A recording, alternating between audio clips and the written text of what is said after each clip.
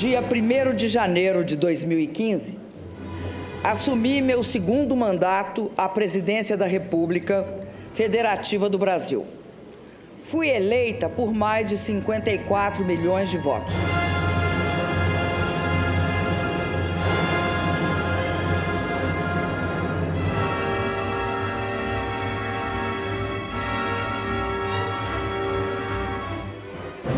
Nesta jornada para me defender do impeachment, me aproximei ainda mais do povo. Tive oportunidade de ouvir seu reconhecimento, de receber seu carinho. Ouvi também críticas duras ao meu governo, a erros que foram cometidos e a medidas e políticas que não foram adotadas. Acolho essas críticas com humildade, até porque, como todos, tenho defeitos e cometo erros.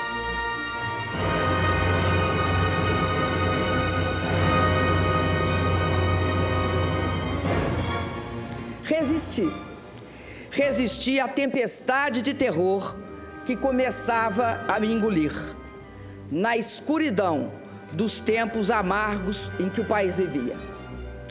Não mudei de lado, apesar de receber o peso da injustiça nos meus ombros, continuei lutando pela democracia.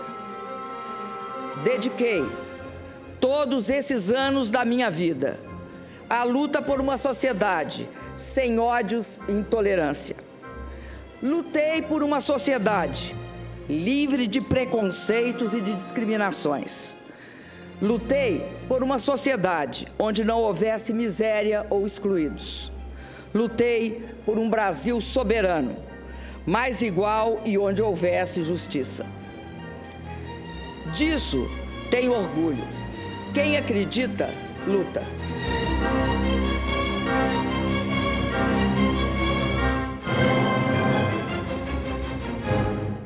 Se alguns rasgam o seu passado e negociam as benesses do presente, que respondam perante a sua consciência e perante a história pelos atos que praticam. A mim, cabe lamentar pelo que foram e pelo que se tornaram.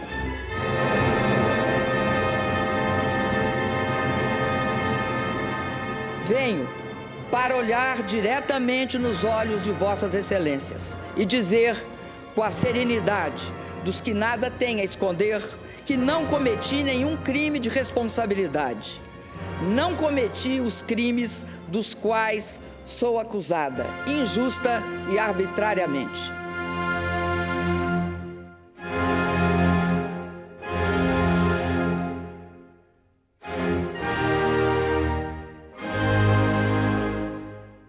Hoje, mais uma vez, ao serem contrariados e feridos nas urnas os interesses de setores da elite econômica e política, nos vemos diante do risco de uma ruptura democrática.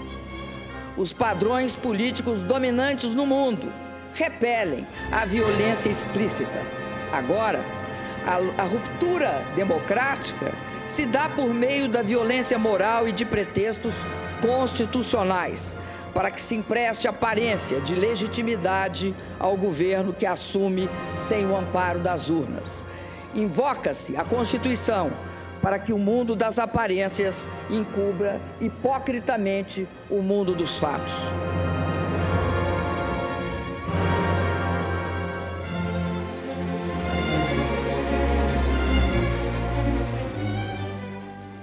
Por 2 vezes, vi de perto a face da morte. Quando fui torturada por dias seguidos, submetida a sevícias que nos faziam duvidar da humanidade e do próprio sentido da vida. E quando uma doença grave e extremamente dolorosa poderia ter abreviado a minha existência. Hoje, eu só temo a morte da democracia.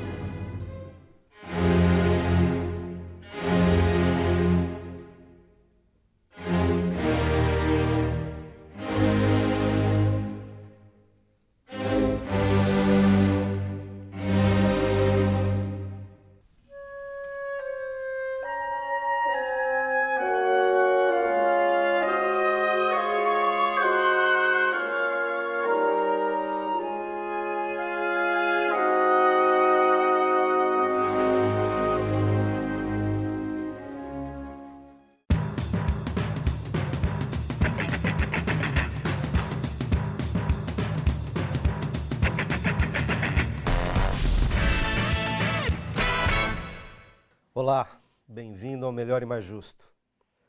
A democracia está suspensa no Brasil. Apesar da forte ruptura, a última semana do julgamento e o discurso que acabamos de reassistir em trechos, eles deixam lições de coragem, de dignidade e de resistência. Um documento que a história se encarregará de interpretar e cobrar responsabilidades. Para além da nossa homenagem à primeira mulher presidenta eleita do Brasil, agora é hora de lutar para recuperar o Estado de Direito e impedir ainda mais retrocessos. Para analisar esse momento, a gente tem a honra de receber Gabriel Simeone, da coordenação do Movimento dos Trabalhadores Sem Teto, MTST, e João Paulo Rodrigues, da coordenação nacional do Movimento dos Trabalhadores Rurais Sem Terra, o MST. Bem-vindos. Muito obrigado, sempre é bom estar aqui com vocês. Apesar do resultado do julgamento, os defensores da democracia no Congresso Nacional, deputados, senadores e com destaque, José Eduardo Cardoso, formaram uma trincheira de argumentação firme e incansável. Nas ruas, mesmo com a crescente repressão, não foi diferente. A luta popular agora parece ter duas frentes complementares: resistir aos retrocessos que estão aí e aos que virão, e, sobretudo, reconquistar a democracia.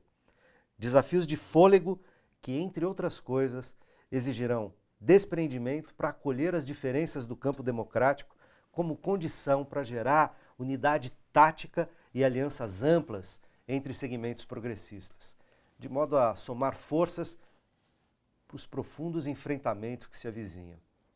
É isso mesmo? Como a gente vai conseguir ampliar a resistência e reconquistar a democracia? De novo, bem-vindos. Vou dar a palavra ao João Paulo. Muito bem, é sempre um prazer estar aqui com vocês. Em especial, apesar dos pesares da semana passada e dessa semana, discutir o futuro, que eu acho que é o principal elemento nosso, né? Os desafios que estão colocados para o conjunto dos movimentos populares, para os partidos de esquerda, para os militantes sociais esparramados em todo esse país, que depois dessa semana pensa qual é o próximo passo.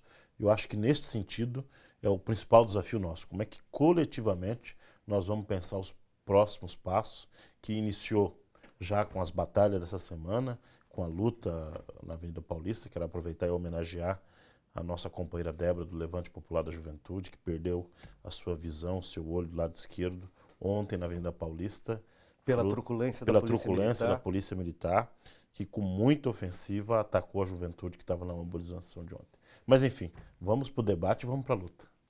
Gabriel, bem-vindo. Obrigado. O Guilherme Boulos, também do MTST, escreveu na Folha de São Paulo hoje, dizendo o seguinte: o golpe começa agora. Até agora ele vinha sendo urdido, ele começa agora. Como resistir? Primeiro, obrigado pelo convite. Eles iam cozinhando esse frango da maldade para os trabalhadores há alguns meses e agora entregam e servem à mesa. A quantidade de maldades que vão vir é difícil até de dimensionar qual que vai ser o grau de impacto. De nossa parte, não há outro caminho que, senão, como disse o João Paulo, pensar o futuro. Pensar como que a gente vai se refazer, se reorganizar, se reencontrar com o caminho das lutas e da defesa dos direitos dos trabalhadores. Porque o que vem aí espera e aposta na nossa desorganização. A gente tem ouvido muito, né, nesse período do julgamento do impeachment no Congresso Nacional, primeiro na Câmara, depois no Senado, culminando ontem com a deposição de 54,5 milhões de votos para a primeira mulher eleita presidenta do Brasil.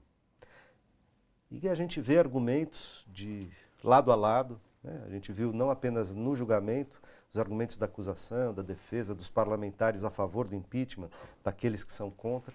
A gente vê nas ruas, o Brasil esteve muito polarizado, muito embora parte das pessoas que foram às ruas pedir a deposição da presidenta Dilma, hoje já estejam com o pé atrás. Aqueles que estavam ou desinformados ou estavam apenas informados ou iludidos por uma certa narrativa que se formou e que foi crescendo como uma onda nas mídias, enfim, na grande mídia corporativa, começam a ficar meio desconfiados porque viram ali esse tom estranho dado no julgamento, desde aquela nefasta sessão, estranha sessão da Câmara, que aceitou, né, votou a favor da admissibilidade do processo de impeachment, do modo como ele foi aberto pelo então presidente da Câmara, Eduardo Cunha, e todo o processo no Senado, onde muitos senadores já tinham declarado seu voto antes mesmo da pronúncia, da admissibilidade no Senado e depois do julgamento.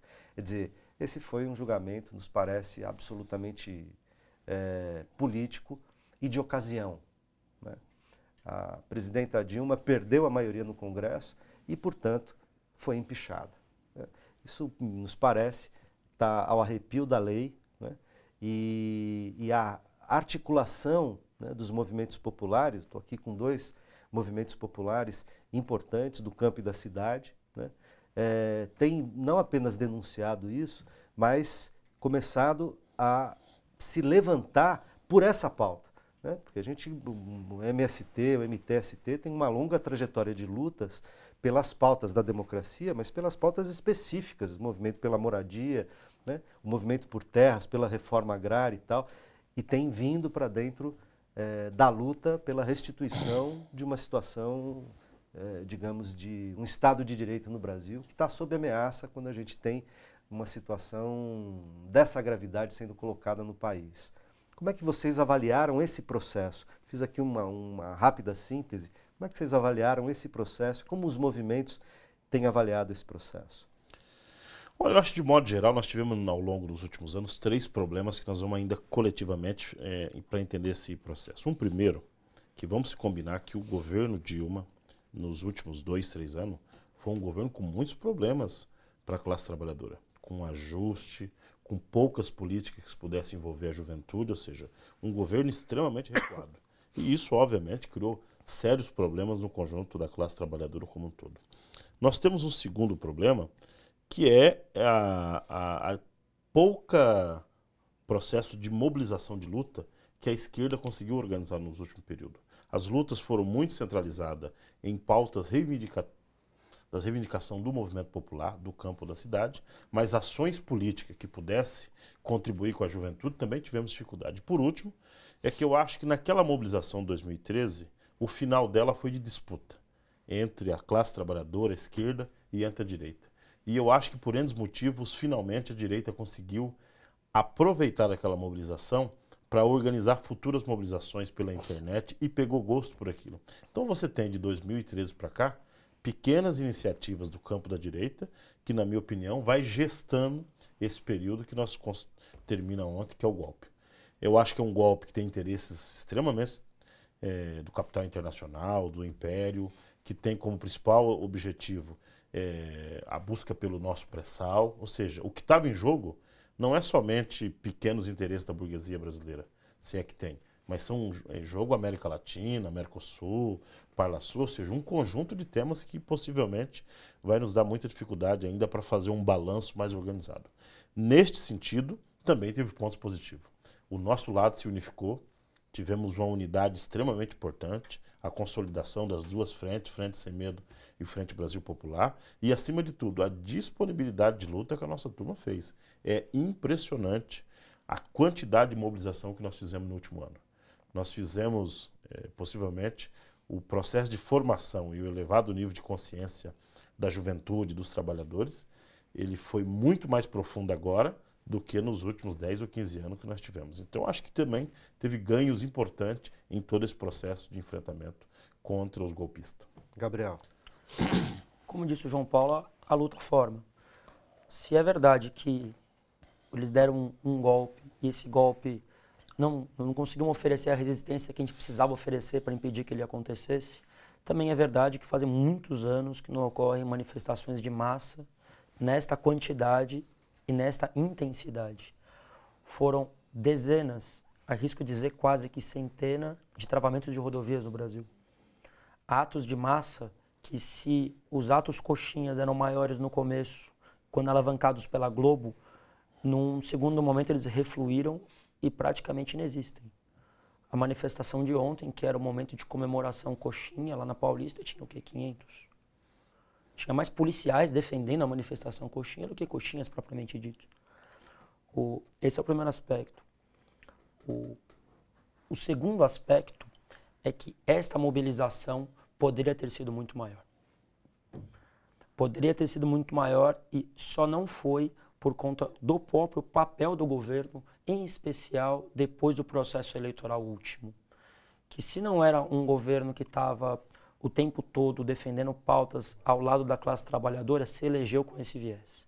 O diferencial que criou em relação ao candidato sempre em segundo, Aécio Neves, era um diferencial pela esquerda. E quando ela assume, ela toma um outro caminho, que desmobiliza quem quer defendê-la, que coloca uma confusão. Nós nunca tivemos confusão em relação ao papel desse golpe, mas muitos dos nossos companheiros tiveram. E um terceiro aspecto, que é o como os interesses do lado de lá conseguiram se unificar com muito mais clareza. Quem dos nossos tinha claro a possibilidade de um impeachment 2 anos atrás? Eles já aventavam, já construíam, já trabalhavam. Aécio Neves fala de rever as urnas, de que a Dilma não termina o mandato na semana seguinte. José Serra fala a mesma coisa no El País. Isso quer dizer, eles tiveram a capacidade de planejamento e execução estratégica que talvez a gente não tenha tido. Eles foram bons. Foram bons. Nossa resistência foi muito importante e o governo não ajudou. O governo, para falar a verdade, as contas do próprio governo não batiam em relação aos números do impeachment, enquanto os da oposição batiam. Então, aproveitaram a fragilidade e ganharam. A questão é, agora a vidraça são eles. O quanto vão conseguir manter unificados esses interesses que unificaram para vencer e dar o golpe na Dilma e na gente. E se no passado a gente teve dividido por conta de diferenças em relação governo, não governo, hoje essas diferenças não existem mais. Esse governo é inimigo de todos igualmente. Então, se de um lado a gente estava dividido, agora está junto, de outro eles estavam juntos, agora tendem a se dividir. Eu vou aproveitar a fala do Gabriel para colocar as perguntas que estão chegando. Vocês estão vendo que eu acabei de receber um celular aqui com perguntas vindas pelo Facebook. Pessoal que está no Facebook, saiba que a partir desta semana a gente vai estar toda quarta-feira, toda a gravação aqui, o making off da gravação vai estar rolando ao vivo no Facebook. Toda quarta-feira, eu falei? Quinta-feira, já me corrigiram aqui no ponto. Toda quinta-feira, entre 3h30 e 4 horas da tarde, a gravação vai ser feita ao vivo, vai ser transmitida ao vivo pelo Facebook, e aí você que está nos assistindo poderá participar, mandando perguntas, entrando no debate, ajudando a gente a fazer o debate daqui. Eu já tenho algumas perguntas, o pessoal desceu aqui com e-mail, com celular, para me dar as perguntas. Vou passar as 3, porque elas têm a ver, estão relacionadas. Elas são da Cláudia Rocha, da Jéssica Moreira e do Pedro Tavares. Pedro Tavares, de São Paulo, pergunta: que retrocesso é esse que o governo representa para as minorias? O governo Temer. Jéssica Moreira, ela diz: estamos assistindo uma série de direitos conquistados durante décadas indo para o esgoto. Direitos que foram conquistados graças ao trabalho dos movimentos sociais. Quais são as possíveis estratégias para alcançar um maior número de pessoas sobre os retrocessos que estamos vivendo, principalmente aqueles que não fazem parte dos movimentos sociais? Como mobilizar a sociedade? É isso que ela está perguntando. Cláudia Rocha: dentro do pacote amargo que Temer já sinaliza que irá aplicar, o mais rápido possível, é o que o Temer disse que vai fazer, os movimentos sociais já pensam em centrar as forças em torno de algumas lutas em específico? Tem pautas em específico? Imagino que o Fora Temer seja uma, né? A questão trabalhista, o desmonte do SUS, a soberania nacional, quais são as pautas prioritárias para os movimentos populares do campo e da cidade? João. Olha, bom, muito difícil responder, são todas questões importantes. Obrigado pela trazido para nós aqui para o debate. Primeiro, nós temos que ter claro, como esquerda, movimento popular, que nós fomos derrotados, né? Nós estamos numa ressaca de uma derrota de um golpe internacional no Brasil. Senão a gente fica igual eu, São Paulino, acreditando que nós vamos ganhar Libertadores. Não, nós estamos quase na zona de rebaixamento. Vida real é isso. Então nós temos algumas tarefas a serem feitas que não são simples. Eu mencionaria 3 aqui. Primeiro, é essa ideia de nós imediatamente fazer lutas. E num período difícil, porque nós vamos ter que trocar o pneu do carro andando, ou da bicicleta, como queira. Porque a semana que vem tem eleições. Então nós vamos ter que fazer muita mobilização imediatamente. Por isso tem um calendário bom de luta que começa domingo na Paulista e em outras capitais. O MST vai fazer uma grande jornada de luta em todas as capitais na segunda e na terça, ou seja, dia 5 e 6. E nós estamos convocando, junto com as duas frentes ainda se ajustando, para o dia 7, que é um dia da independência, que historicamente a igreja puxou como dia do grito dos excluídos, fazer uma grande mobilização em todo o país, no Fora Temer e em defesa dos direitos. Então eu acho que são temas que nós vamos ter que fazer imediatamente. Mas eu queria chamar a atenção que, que do ponto de vista das tarefas, nós temos 3 grandes bandeiras que eu acho que nós vamos ter que unificar. Uma primeira é o Fora Temer. Nós não podemos reconhecer o governo Temer. Nós temos que ir para cima, fazer denúncias a nível internacional. E no Brasil, Temer golpista e não aceitamos. Agora, essa narrativa não pode ser só dos militantes, ela tem que chegar na classe trabalhadora. Porque senão nós vamos perder para a dona Rede Globo e Companhia Limitada. Eu acho que a segunda missão, em termos de bandeira, é a defesa dos direitos. E aí são vários que nós poderíamos mencionar aqui, que eles vão vir com ofensiva. Você imagina você ter um Marco Maia, vice-presidente do Brasil, presidente da Câmara. Eles estão com a maioria absoluta... Rodrigo Maia, desculpa. Eles estão com a maioria absoluta nas duas casas. Então, obviamente, que isso vai acabar dificultando muito. Eles têm a pauta de maldade que, na minha opinião, Previdência e CLT são as duas principais que eles vão pegar agora, mas depois vão vir com a pauta de ajuste, que aí pega a SUS, a reforma agrária, Minha Casa Minha Vida, tudo mais. Mas a retirada de direitos eu acho que é o mais grave. E por último, que eu queria chamar a atenção e não é um assunto menor, é o tema da soberania nacional. Aí entra os recursos naturais, pré-sal, aí entra uma série de outras questões que envolvem fronteira, o realinhamento água com os Estados Unidos, a água. Então aí tem problemas profundos de soberania, que eu acho que é aí a pauta da maldade do Serra, que quer entregar o Brasil quanto antes, como fizeram no Fernando Henrique. Agora, o principal que vai demonstrar força é o cartão de visita que nós vamos oferecer para os golpistas. Agora, o cartão de visita é o quê? Povo na rua fazendo luta. Eu acho que se nós perder tempo agora, deixar para novembro, Natal, não sei o quê, nós perdemos o tempo. Por isso que essa semana é extremamente importante. Nós temos que fazer um grande mutirão de trabalho de base para o povão vir para a rua essa semana e na próxima semana. Gabriel. O governo precisa entender que não é com uma manobra político-jurídica que vai mandar no Brasil da forma como quer e desmandar na forma como quer. Existe muito trabalhador organizado na rua, mas muito mais que muito trabalhador organizado, existe muita gente revoltada, gente que percebe a situação.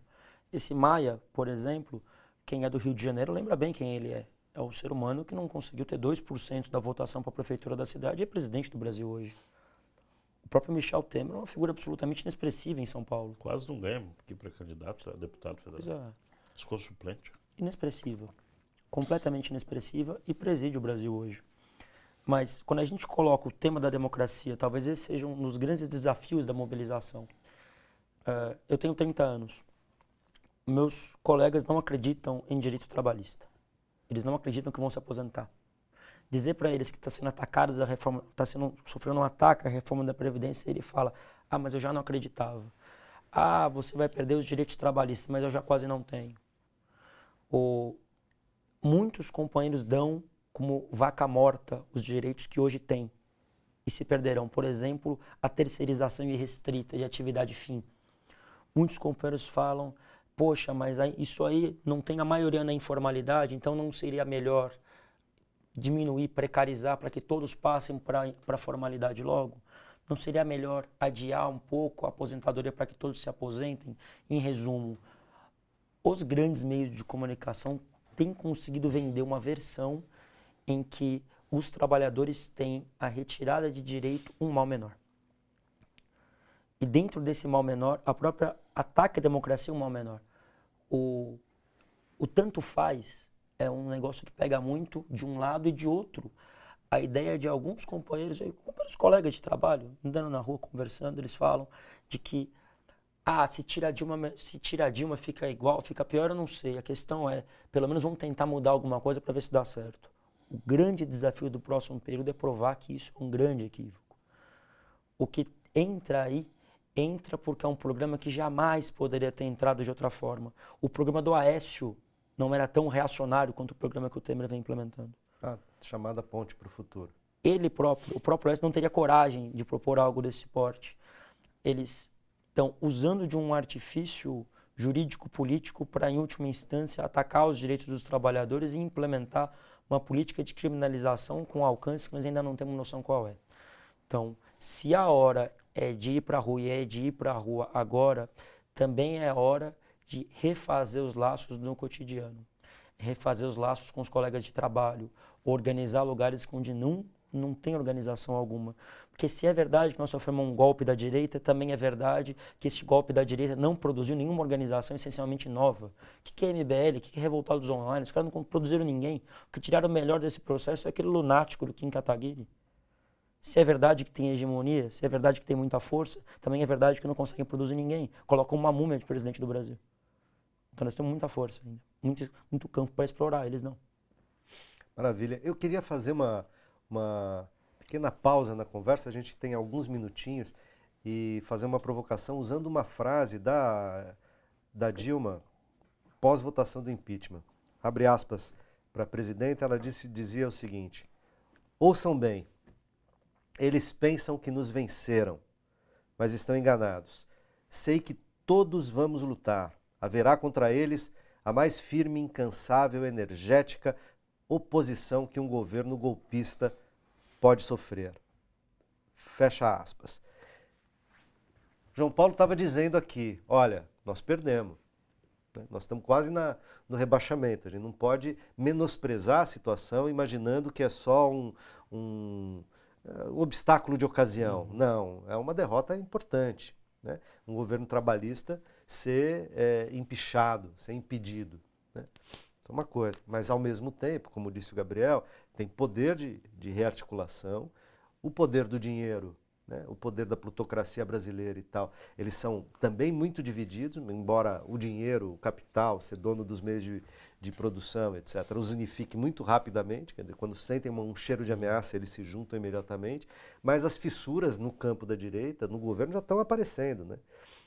Ontem, na votação, no julgamento, o Renan Calheiros fez questão de mostrar força para os governantes, né? Para o Palácio do Planalto, agora ocupado pelo Temer, fazendo e ajudando a colher votos para que a Dilma não tivesse seus direitos políticos inabilitados, né? Então, você já começa a ver divisões entre eles lá.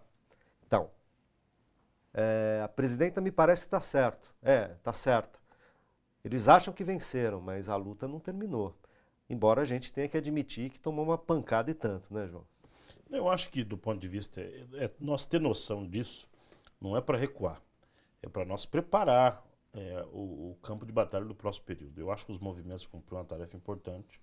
Agora, a impressão que se dá é que tem algumas organizações, alguns movimentos ou lideranças que acham que nós estamos vivendo a mesma conjuntura de 3, 4 anos atrás. Não estamos. Ou seja, ele exige reflexão e, em especial, não adianta querer uma política de conciliação de classe, vou começar a construir uma nova maioria no Congresso, vou ter namoros bilaterais com a turma do Temer. Acabou essa brincadeira. Ou seja, agora nós vamos recompor o nosso campo político e isso precisa de simbologia, precisa de luta, precisa de um programa que nos possa dar o mínimo de unidade possível, mas acima de tudo, nós vamos ter que ter a capacidade e a generosidade de dialogar com todo o campo de esquerda.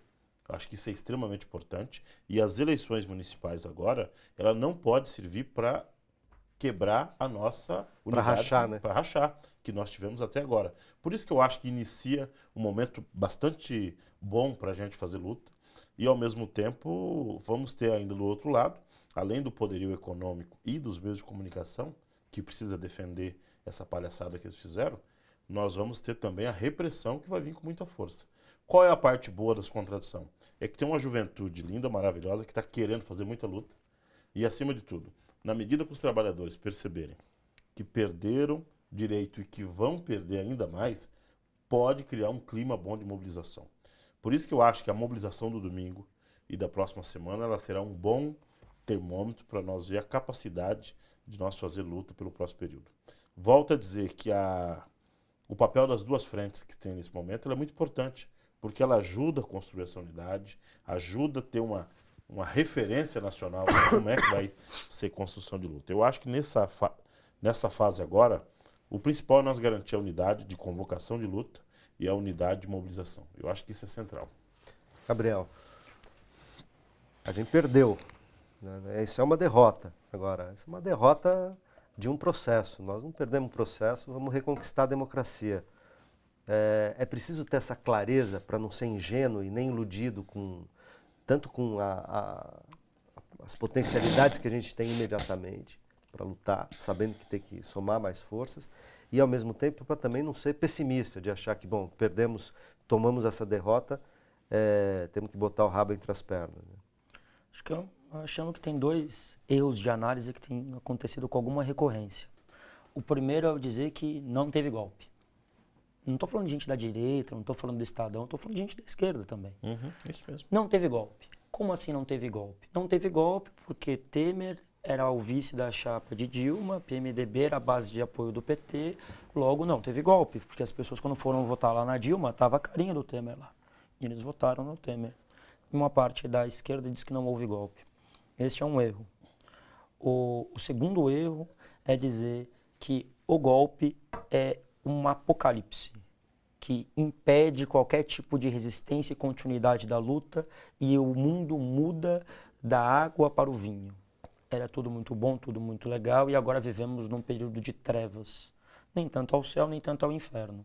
Se é verdade que o Temer era parte da chapa da Dilma, também é verdade que ela não foi eleita só de nome, foi eleita com um programa político elevado à condição de governante pelo povo brasileiro, e o programa que a substituiu muito mais do que um nome de chapa ou uma formalidade de quem é o presidente ou não, a política de governo foi alterada, a ênfase de governo foi alterada, a própria lógica econômica sofre muitas alterações. É nisso que inclusive aposta o mercado quando apoia o impeachment. Se é verdade que a esquerda, uma parte dela acha que não foi golpe, a direita não tem dúvida de que precisava de uma manobra para recolocar o seu programa na ordem do dia. Embora negue, a direita sabe que foi golpe. A direita sabe o que fez. O Jucá falou isso. Deviam convidar o Jucá para reuniões do Comitê Central, ele ia ser muito esclarecedor. De outro lado, também não é verdade que a coisa muda completamente. Muda decisivamente porque o nosso oponente está muito mais inteiro, Alexandre de Moraes, ministro da Justiça. É um cara que para nós não devia ser nem segurança de prédio, não teria condições de dialogar com os moradores sobre horário de silêncio, nem isso. Ministro da Justiça, uma coisa seríssima, da mais alta gravidade. Mas os movimentos também estavam na rua no governo Dilma. Também foram para a rua no governo Lula. E se conseguiram ir para a rua e tiveram muitas conquistas, foi porque conseguiram manter uma organização e alguma independência em relação ao governo. Então, se derrubam o governo, não derrubam os movimentos. Os movimentos sociais, como eu disse um tempo atrás, o próprio João Paulo, não formam covardes. Os golpes e os momentos de transição são bons para separar só quem estava junto de quem estava lutando, de quem queria ganhar alguma coisa, de quem quer conquistar um futuro melhor. O golpe não nos imobiliza, muito pelo contrário, nos força a caminhar para frente. O quanto os trabalhadores vão caminhar junto é difícil dizer, muito difícil. Dá para dizer o quanto nós vamos se esforçar, se não está na rua, se necessário, sozinhos. Nós vamos agora para um rápido intervalo e daqui a pouco a gente volta com esse debate importante e muito interessante. Até já.